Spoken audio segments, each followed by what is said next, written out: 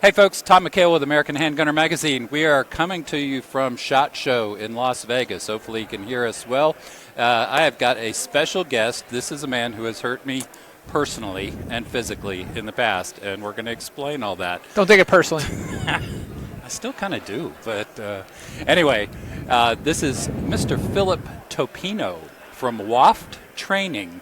I would say just kind of a little bit southwest of Central Orlando area. Yep. Am I pretty close? Okay. Central Florida, yep. So I had the pleasure of making a trip down there to train at your facility, which is gorgeous, by the way. Really, really nice facility. I don't know, year and a half ago. It's been a minute since we did that. Yep. And the gist of this is that WAFT does something called scenario training. If you're one to stand at a range and shoot paper targets, this is not the place for you. And I think maybe just to kind of set the stage, and then we're going to get some background from you, I'm going to share my view of what scenario training looks like in a real world. So I come home from my scenario training event. It was maybe about 3 days. And my wife says, "How'd it go?" And I said, "Well, I have a broken finger, a cracked rib, and I got shot many times." And she said, "Oh my gosh, I'm sorry." And I said, "It was awesome." Okay, so that's a little harsh. We don't want to scare anybody away, but it really was awesome. Scaring the kids at home. And the injuries were 100% my fault, and I loved every minute of it because I had just a truly wonderful experience learning. I can't even begin to describe how much I Practice for learned. something you never want to fail at. You know what? That's right. So this is a perfect opportunity. Maybe you can give our viewers and listeners just kind of, in your view, in your words, what is scenario training? We call it real-life scenario safety and instruction. Mm-hmm. And what that is that every day, every one of us, we enter and exit scenarios. And we go to coffee shops. We go to gas stations. We go to grocery stores. These are all scenarios, a part of our everyday lives. And with the advent of cell phones, most people are completely distracted on their phones going to these scenarios. And so what we do is we get to introduce safety concepts, and we get to have people play pretend and as real as possible and role play safety concepts and get better at it. Yeah. And I tell you, maybe we can talk through an example, something that was, you're going to love this, something that was truly enlightening for me. Okay. You know exactly what I'm talking about, don't you? Just to kind of paint a picture of what that looks like.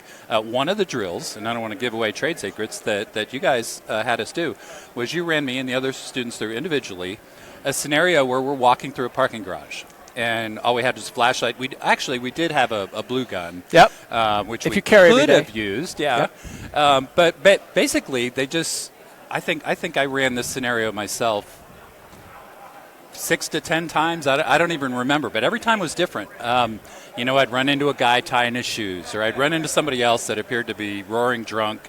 I'd run into somebody else, asking me for $1 and all these things, and I never knew what was going to happen. And every time, the actors and the trainers in this scenario basically, created a new reality, so to speak. So, I'm sure you do quite a bit of that these days. So what we like to focus on is, in real life, what's more likely to happen is nothing, and we want to look for pre-fight indicators. So through proper scenario training, we'll show you some safety concepts, and then we'll have you walk to your car or a transitional space. Mm-hmm. And we will let you apply those concepts in a transitional space with a transient person, someone who's just a stranger to you. Yep.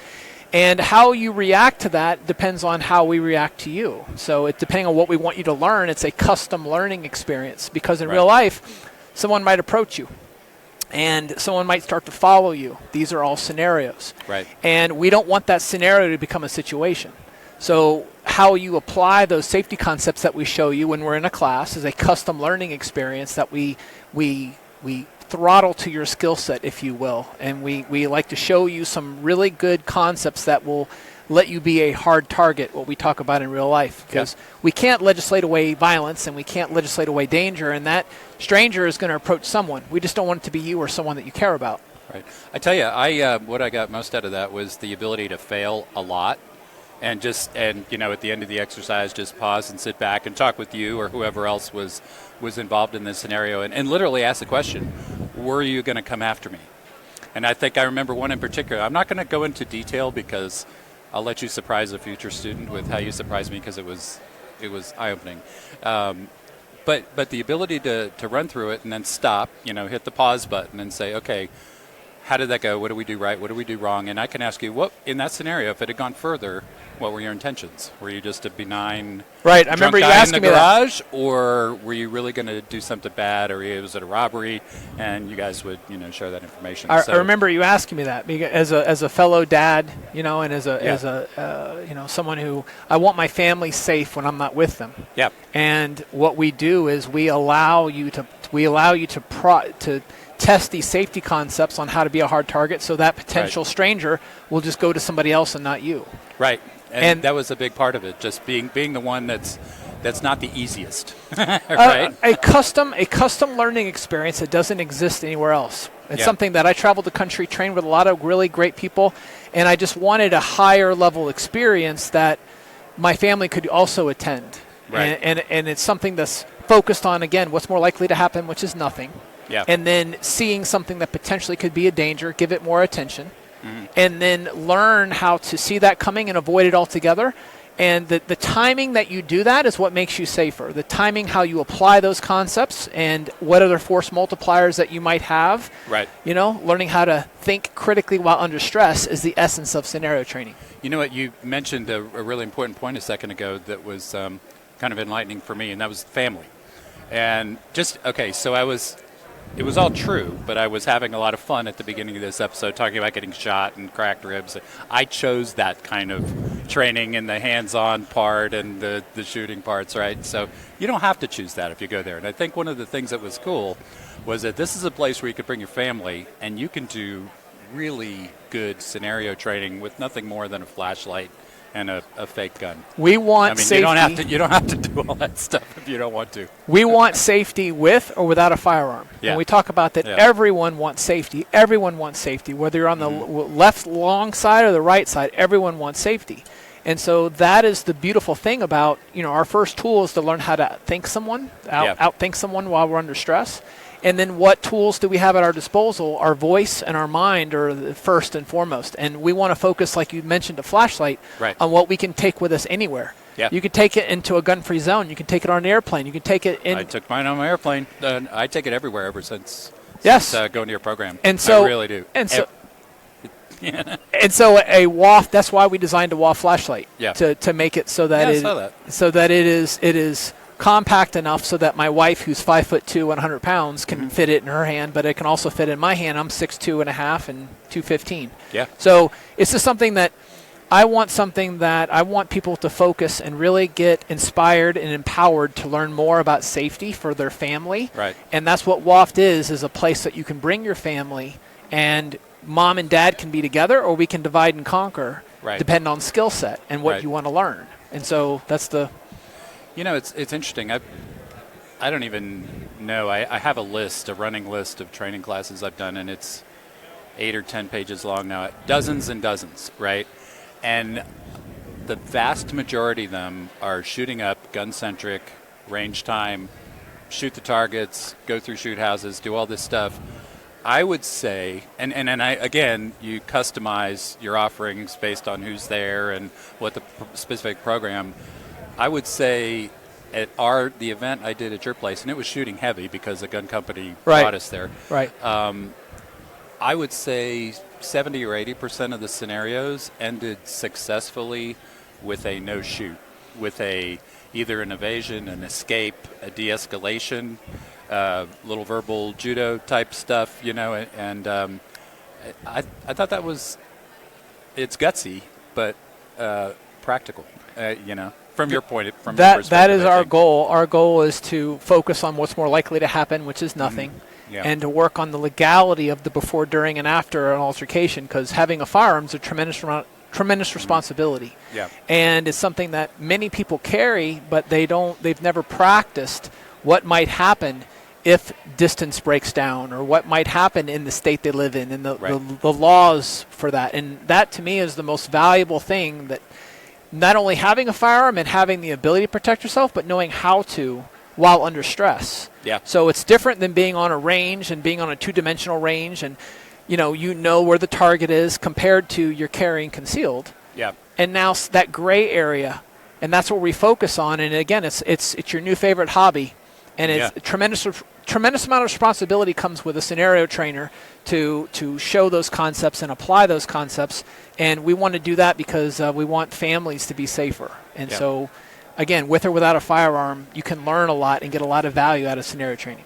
Yeah, I love the one of the setups you have down there is a coffee shop, and it's configured in such a way that you could use it for a whole lot of different things. But if you stop and think about our everyday lives, we're all in a McDonald's, a coffee shop, a restaurant, a bookstore. I mean, the way you've got it set up, you can kind of replicate many of those environments without a lot of rework, and just the ability to do large group scenarios. I mean, we had, in some of these scenarios, what would you say, 20 people? Sure. Of which some number were instructors/actors, yes. right? And the rest were just unknowing participants. We knew nothing. And the people sitting there having a cup of coffee knew nothing. And stuff just happened, and you had to learn how to react to it. That's what makes us unique, is the fact that a lot of places, what makes us unique is the fact that it's organic and we're concept based. Mm-hmm. So we have an idea and we have what we want you to learn, and that's what the first scenario goes. But the second scenario is based on what you did right and what you can work on the next time. Right. And you can track 3 people, you can track 5 people, but you can't track 15 people. Right. And so that's where it's like my best gift to you is to simply react to what happens. Right. And learn to see something coming and then react to it naturally, because everyone's cheating. When it comes to scenario training, everyone's typically cheating. They're trying to game it. They're trying to see things that are happening. And you expect to shoot in a lot of them. Now, there are, I don't want to slam all kinds of training. Eric Gelhaus, our American Cop editor, he's a gun sight instructor, and they do a lot of walk away. That's the right answer, right? Sure. Love it, because it's real. But yeah. When we have courses, I normally ask, they fill out the registration, and a lot of it's, have you ever had to use your firearm to defend yourself? And a lot of people, that's not the case, and it's okay. And so, but we ask them, has anyone ever approached you? Have you been approached by a stranger in a transitional space? Yeah. Politically correct, I don't want to say homeless person anymore because there are good people out there, but a stranger in a transitional space, and most everyone can raise their hand. I will say 100%. And so, if you haven't, you will. And so that's what's more likely to happen. Yeah. And those situations, what happens if they become aggressive? Right. What happens, if they get too close to you, and those types of things, and the adrenaline hits, and if you haven't practiced what you're going to do to de-escalate that, or, information overload, inoculation of stress, all these terms that we use, that is when you learn how to think more critically and react faster while under stress and choosing safety. I tell you, it's everybody thinks, and I think it's one of the biggest dangers, is that I've read this, I read it in a magazine, I did this article, whatever.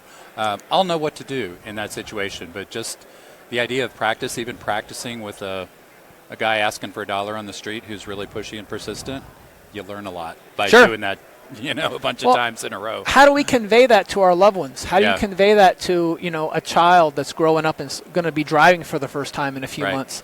And those are where, unfortunately, predators, and that's how I kind of put it, predators in transitional spaces choose, things and people of opportunity.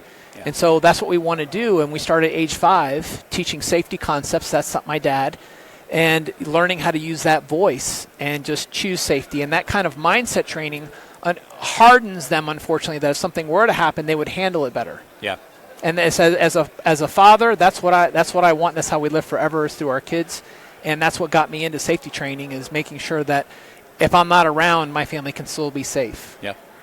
So tell us, what's changed since I was last there? Oh, my goodness. What are you focusing on these days? We are focusing, WOFT used to stand for West Orlando Firearms Training, and it turned into Where Our Families Train. Because we have a lot more horsepower. Like I said, everyone wants safety. And so we have improved the experience to make it a lot more comfortable, so that people can learn new things faster. Right. So all of our ranges are covered. And we have all the equipment and all the gear so that people don't have to worry about bringing things out. So everything is pre-positioned for them. Right. So when they get there, their time is a lot more efficient with their valuable time. That's why we exist, is to provide a better experience when your time is more valuable than anything you'd be spending it on. Yeah. Okay. Great. If you had a parting thought for viewers and listeners. I want safety for everyone. Okay. And we cannot legislate away violence, but we can keep it happening to ourselves. Isn't that the truth? We can keep it from happening to ourselves and people that we love by being a hard target, which is seeing something coming and learning how to avoid it. And then, gosh forbid, if something does happen, not using excessive force. And ending up the legality of that depending on what state you live in. So that's what we do, is we learn what state you're in, we learn the laws that apply to you, and then we pretend, we do attentive repetition by allowing you to apply those safety concepts, and then we customize the training to you, and it's not done anywhere else. Yep. Okay. Cool. How do people find you? WOFT.com, WAFT.com. Okay. Very easy to find. I know you're all over Instagram, too. I see Yes. all kinds of stuff from you guys. So follow their Instagram account, too. No. Yeah. W.O.F.T. Okay, WAFT. The original was taken by warrant officer flight training, and so that it's hard to argue with that. It's a legitimate use. Yeah, I know that So, dated me, but they're not yeah. a squatter. Yeah. No, it's something that the world we live in. Yeah. It's changing. Yeah. We can't raise our kids the same way we were raised. It's Yeah. just not the same world we live in. So learning how to avoid conflict is the true victory. Yeah. Fantastic. Well, thank you very much for joining us today. I know you got a million things going on at SHOT Show. I really appreciate it. No, thank you. We look forward to seeing you again. Absolutely. All Thank right. you so much. Thanks.